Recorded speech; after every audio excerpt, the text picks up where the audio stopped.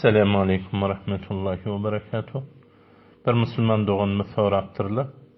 Menin adamym hevara uğragan, özümü de uğraya, çağalarımı da azıcık şuluk etse de kötök iman günü yok.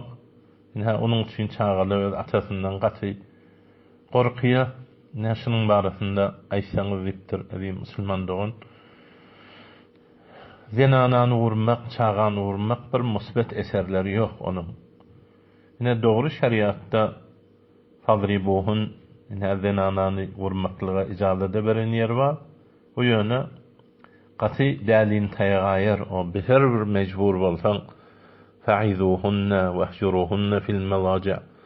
Yani evvel wagz ber, ya wagz beren adama wagz berdir ýaşuly ata eje. Ondan soň biraz tahrim ahlakiyet ayriyat dowar.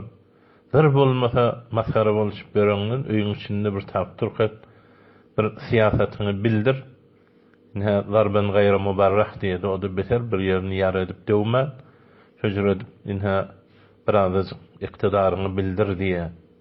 Ya meselem fokala aýdýa namazyny okuýmasa, ya temkin terk etse, temkin bermese, ya bir beter bulaşyp bolup otursa zinetini terk etse, ya öýden da öz-özünden çykyp gidiberse, erini aňsermese, erini bir naseda sözler aýtsa, ya namahremi daýyny mehrem namahrem bilmän o şüjüre gurrun edip gidiberse, ya erinin oýundan biduni icazat şüjüre hazine bil harcı edip ýeten maşinçiň onu öçüp kıyabana aýlanyp berse, tapşyrygyny etmese, beter etten geçse, nasihat, tahrim ahlaki şu zatlary aýyrmany täsiri bolmasa, ne bir ýerlerde ahir alajyň Araplar aýtmyşlaryň ahir kalaşdag diýe, ahir kalasyň biraz siýasat bildirmeli bolsa bir bir pişik siýasatny bir tark etmäne ijazat berýär, näinki bir gelip bir wahy baha onda da uğurmak wajib däl, yani mujazza şeýle ýerlerde. Ahir o da Hudaýyň mahlugy peýgamber zenanalaryňyza ýagşylyk bilen wasiýet edýän zenanalar Allah'ın amaneti bilen aldığınız deyip qatı ahir wagtlarynda da tapşyrynlady. Bir wahy bahanala bilen onu vurmak dogry däl. Ol kıyamatda bile hara hesap bar da, sen heleýin ganyny almaýan, sen fakat bir rabita o akta, yani berdedari däl de.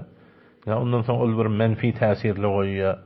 Ya çağaları da şeýlerin bir ahir bir kulağından tutmak, biraz edip vermeden çürüyün, hatta yetimi de edipten çürüyün vursan bolýar. Bili wajib däl. Bir bolmasa, 10 ýaşyna ýetende namaz okuýmasa vurun diýe.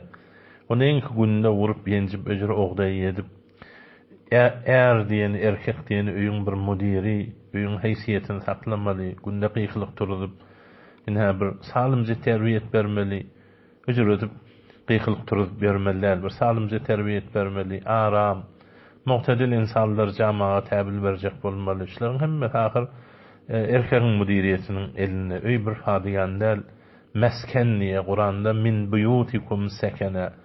Allah Taala öýleriňizde aramış koydu diye. Niýe aramış bolýar öjür çağan, denanaň senden bilahara şüjüre bolup dursa. Ya zenananyň özünde mahalla aramış diýdi. Li teskunu ileyha. Zenana da bilahara erkegini erkek bilmeli. Bir onun hatta gyrmyzlarynda ayak goýmaly däl, gylygyny almaly, çemini almaly, özüň ram etjek bolmaly.